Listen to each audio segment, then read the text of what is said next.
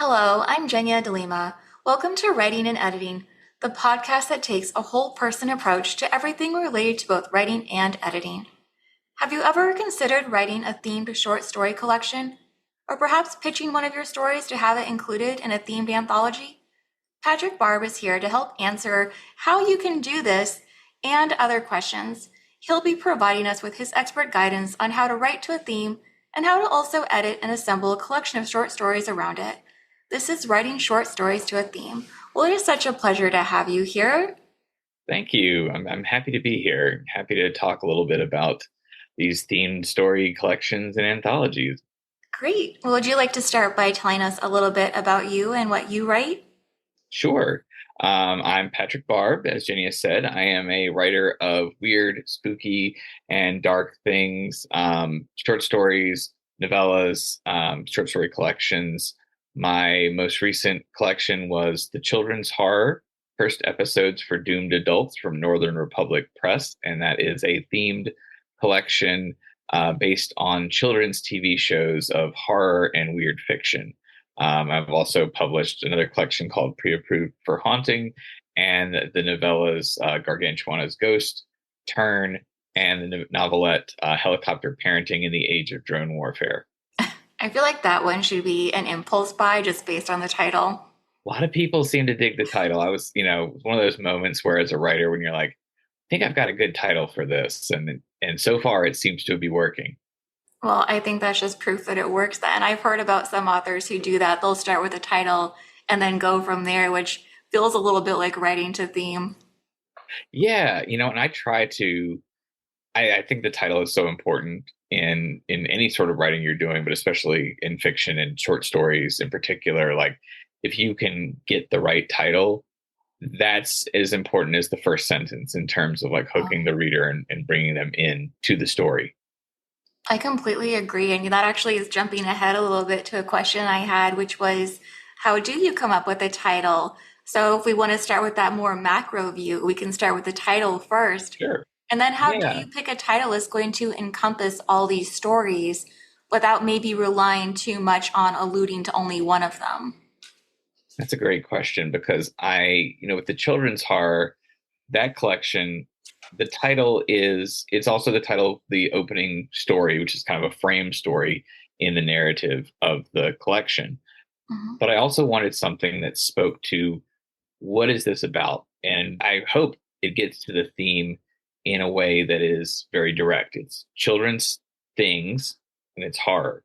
So you know what you're getting into. The one question that came up when I was working with my publisher on the name of the collection was, are we worried that people are going to think that this is a collection of stories for children? Ah, And it's very much not. The content is more adult, so to speak. And so that is where the cursed episodes for doomed adults part came from, because that was able to get a little bit more mhm. of the thematic elements and the tone as well. These are sort of twisted versions of popular. Any parents out there will recognize some of the Yep. maybe kind of like Pokemon, but not quite, or kind of like Paw Patrol, but not quite sort of stories and the inspirations for them. So the cursed episodes and then the doomed adults lets you know this is for adults. This is for grown-ups. Don't let your kid pick this off the shelf unless you want to pay for therapy down the road. Hopefully not. So that's what we were looking for, just something that encompasses what the theme is and is also evocative in a way. Mhm. Like it'll draw the reader in, and you want to know more. Hopefully, this works in this case. I'm glad that you brought up the use of a subtitle too, because that's something that we do see used pretty often. But Hmm. it also just helps sharpen who that audience is and make it clear to them. Because I'm sure we've all heard horror stories about someone who sold their book to someone who maybe really wasn't part of their audience, and then the backlash they receive, whether that's an angry email or a Yeah, low-star review. And it's not necessarily because it was a bad story or bad writing or any other list of things that can go wrong, but it's just that that person really wasn't in their audience. And so, yeah, the importance of the title, and then in your case, also the subtitle. yeah, and I worked in publishing for 13 years before going freelance and focusing more on my writing. And in the role of an editor, where I was acquiring and developing book titles. And what you learn is how much copy matters. Mhm. Thinking about like what are the first 25 words in an Amazon description, and how you really need to think about how you're describing the work that you're sharing with people. And so I think that really helps. And I think it's a good exercise for writers in general is to just think about if you have a title, a subtitle, and then the first 25 words to describe your book, and that's it. What are the words that people are going to be searching for? What are the words that are going to really encapsulate what the book is about? And so that often is something that I'll do when I'm writing copy or pitching something to a publisher, let's say, or even just describing it to audience, like just trying to get readers to come to the project. Is just thinking about getting it into that short a space and how do you Mhm. describe it. Which is really what we're doing with the short stories too. How do we take this maybe grand concept or idea and then cram it into the shorter word count without losing anything? Yeah, exactly. I think when you get a short story anthology call, or you're putting together a collection. In this case, I just had this idea of wanting to do these like sort of horror stories based on kids TV. The reason why was because during the sort of height of the pandemic, when I was home with my kids, who at the time were 4 and 1 and a half, and just home with them watching TV all the time. They're watching kids shows and kind of getting entertained that way, thinking about, okay, well, what if these were like for me? What if Yeah. this was something that I would enjoy? And that's kind of where that came from, was wanting to use that theme. So every story selection became, okay, how can I cover that idea, but in a different way? And collection is much harder, I think, than a themed collection, because you're one author. You don't want to repeat yourself, right? You Yeah, don't want to like, exactly. whereas an anthology, you are one author who is submitting among many. And then it falls to the editor, I think, to make sure that they're not getting the same types of stories or the same sort of beats. It's just a fun, creative exercise, no matter what side of the table you're on, Hmm. because there are a lot of options. And what you'll find if you are putting together a collection or putting together an anthology is that there are so many different ways that you can approach a theme while still being true to it. Talking about approaching a theme, how do you do that differently when you are a writer compared to when you're the editor for one of these collections? That's great.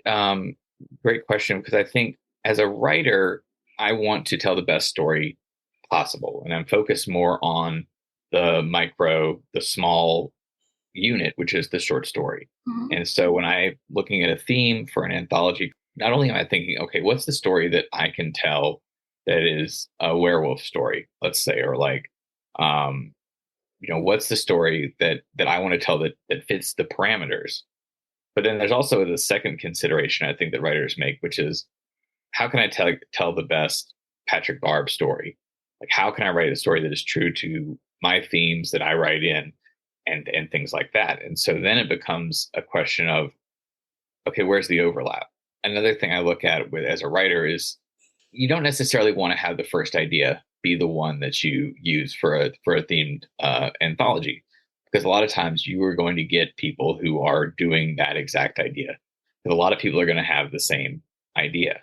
So then it becomes a question of, okay, what's the second or third idea I have? What's the way I can do this differently? How can I twist this in a way that is unique? Whereas as an editor, you are making those considerations, but you're also thinking about, okay, what do people expect to see in this collection? Like, if you're going to have a werewolf anthology, you better have some werewolf stories in this werewolf anthology. You better have some fur and some claws. And, Yeah. you're going to have a full moon. You need to have it. I know it's cliche, but you need to have it somewhere. Now, can it be presented in a way where it's like the moon itself is a werewolf? I don't know. That's a weird, who knows? But like, there's something that you can do that's meeting expectations, but also turning them in a different direction. I think that is Yeah. often what you're looking for as an editor is hitting the right beats with the story selection. And then you add on sort of the pacing of the stories, the order of the stories. The same Mhm. goes for when you're putting together a collection, right? You want to think about, okay, what do we start with? What's that opening story that the people are going to read in your collection or the anthology you're putting together? And then, okay, what's the second story? The second story is that moment where you tell people, okay, the first story wasn't a fluke. I know what I'm doing. Hopefully, stick with us. And then you want to figure out, through there to the end, what's that last story that people are going to read if they're reading from beginning to end, and they're going to say, wow, that was great. That was a fantastic experience from page 1 to page 200 or whatever it is. When you're choosing the first story for one of these story collections, and again, whether as the writer or the editor, what are some things that you think it's integral to keep in mind? How do you set that scene and the tone for the reader without just rehashing the sort of same old thing? I think you really want to establish the kind of tone first and foremost, more so than maybe the character beats or the kind of plot beats that people Mhm. expect. So, for example, with my collection of children's horror, it starts out with this frame story, which is set in an elementary school. And you've got some weird things with kids and some body horror, but also just some general sort of strangeness, which I think really kind of gets to the types of horror that are included in the stories in the collection. There's some gross out stuff, but there's also some weird psychological stuff. There's some like cosmic horror. So it lets people know, okay, this has all these types of horror in this weird fiction, weird horror collection. And once that's established, then you can kind of go into slice of a slice with the different stories. And this is more of a quiet story. This is more of a loud, bombastic story. With an anthology, it's a little bit different because it's not maybe necessarily, you're not having an opening story, so to speak. In the case of the collection, had an opening story, but with an anthology, you might have, what is the quote unquote best story? Uh, I think putting together an anthology, actually working on editing an anthology right now. how timely. Yeah, it's called "And One Day We Will Die," and it's strange stories inspired by the music of Neutral Milk Hotel, this indie rock, folk, psychedelic band. It was in the '90s and the 2000s, and the stories cover, everything from horror to science fiction to fantasy to kind of alternate history. There's a lot of Oh, different genre subgenres that are being tackled there, and all the stories are great. I don't like to pick favorites among my story children, but you also want to come out with something that is the clearest connection, I think, to the theme. And so there's a story that starts out this anthology. You can feel the music behind it, oh, right? You can love feel the that. music of the band inspiring the story. And it also ends that way as well. A story that is rooted in music. It is not about Neutral Milk Hotel, the band, but the story has a band in it. And I thought, having those as bookends, thinking of Mhm. it that way, was a good way to kind of open and close this anthology. Whether or not I succeed, we'll find out when the book comes out in November. But that was kind of where I started from.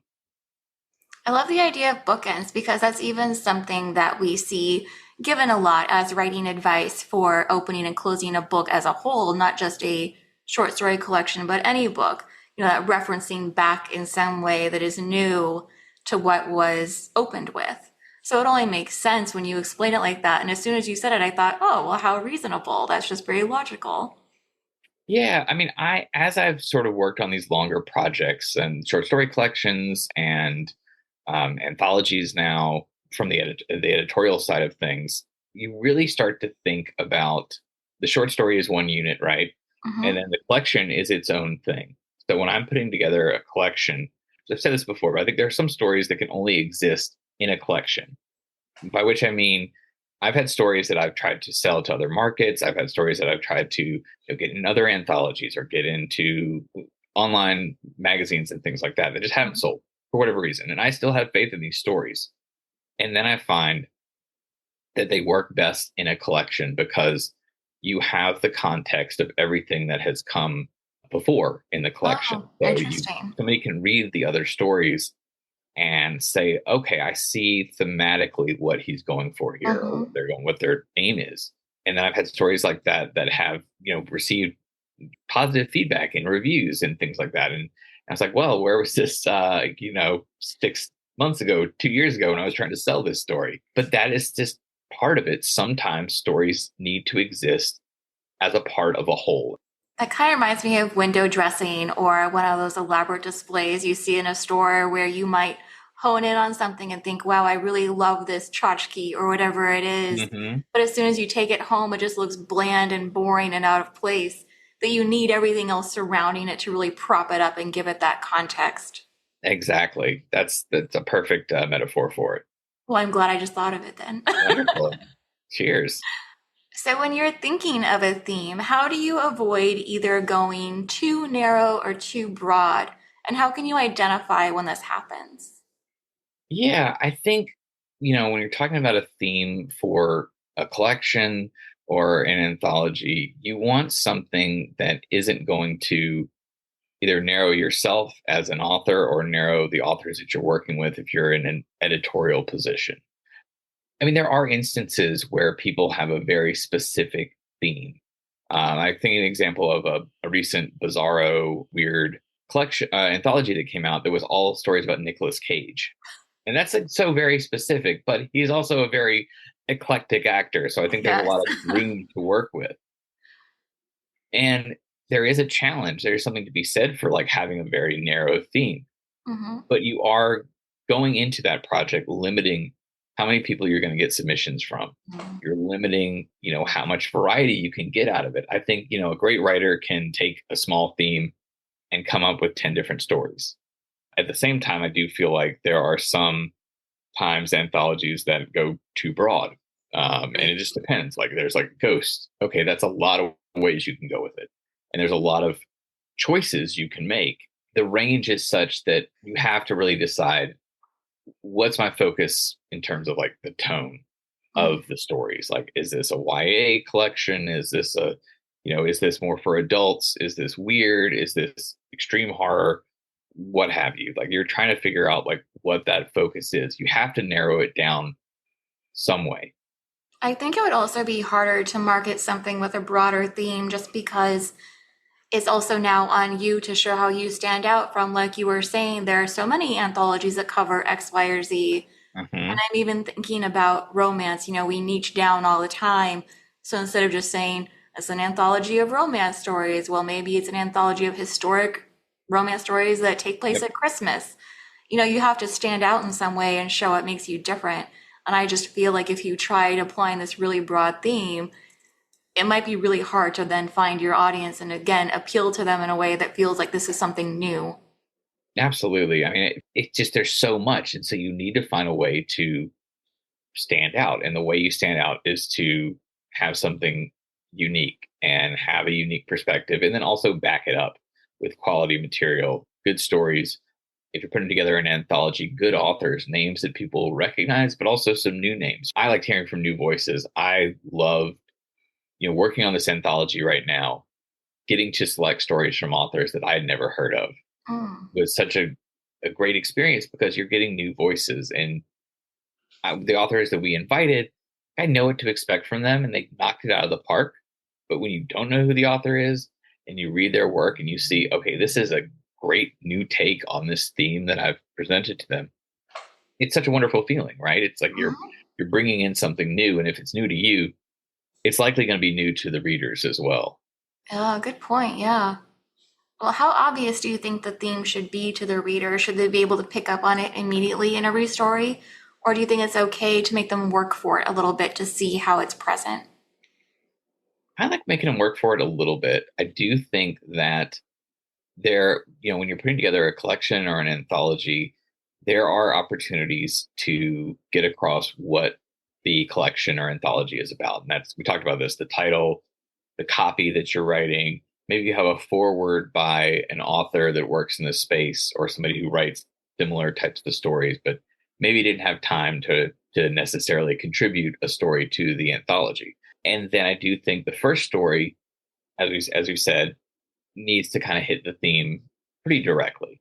In the case of my collection, I have this story that is, after you get through the frame story, there's a story that's very much Pokemon inspired, let's say, and it hits a lot of the character names, but twists them in a way that won't get me sued, hopefully. And I wanted that story to start off because I wanted people to say, okay, I get the connection, I get the one-to-one connection Yeah. there. But then as you move on and you're in the middle of your collection or your anthology, I feel like that's the time when you can play around with things a little bit. There is your if your audience has gotten that far to the middle of the book, they trust you now, and you can do things that are a little different. Hmm.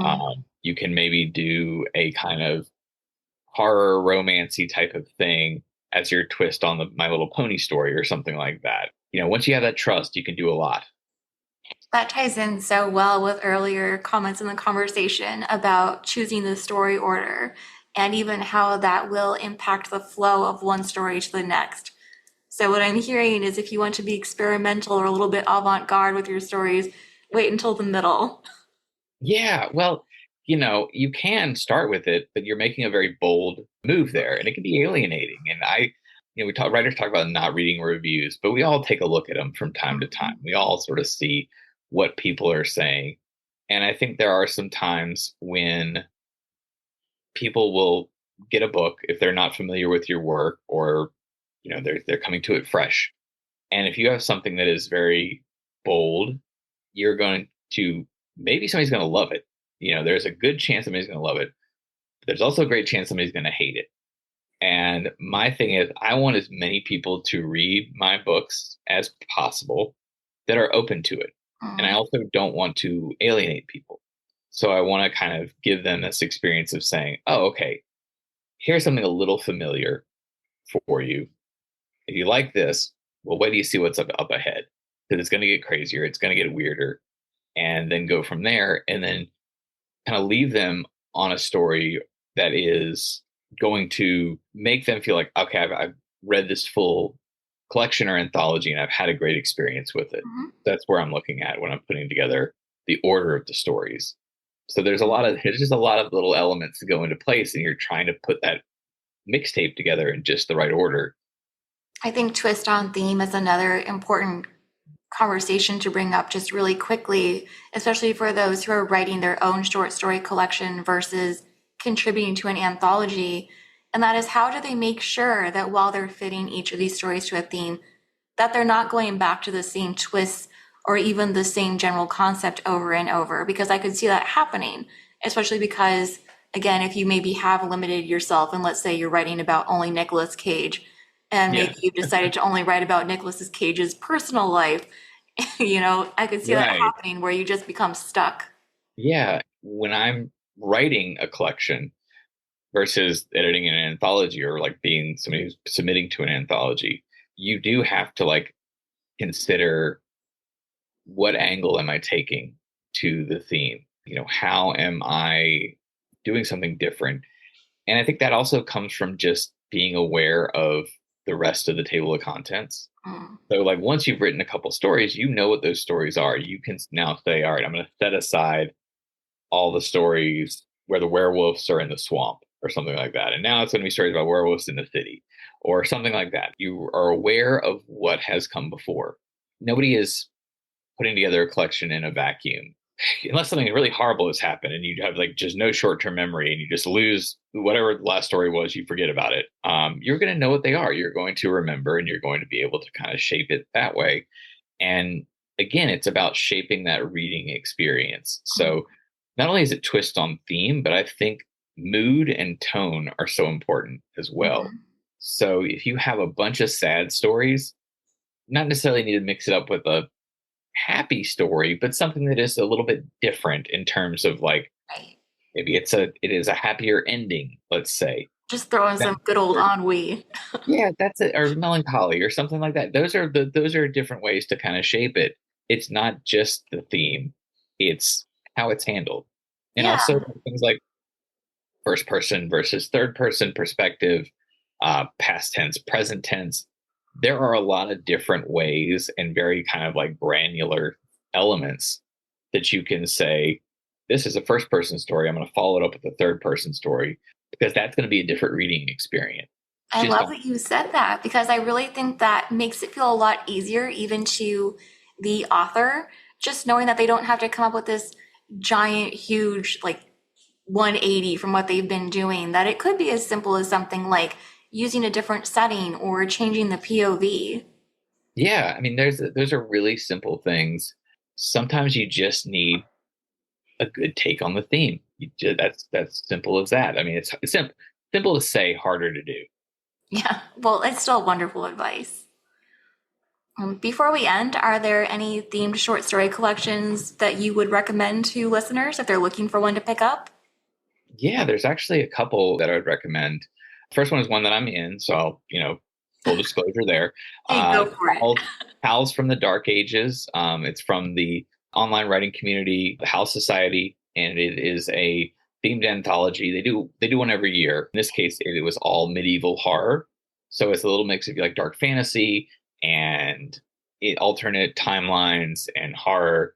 That's one I'd recommend. Another one is Collage Macabre, which is one that came out, I think, last year. It is all art horror.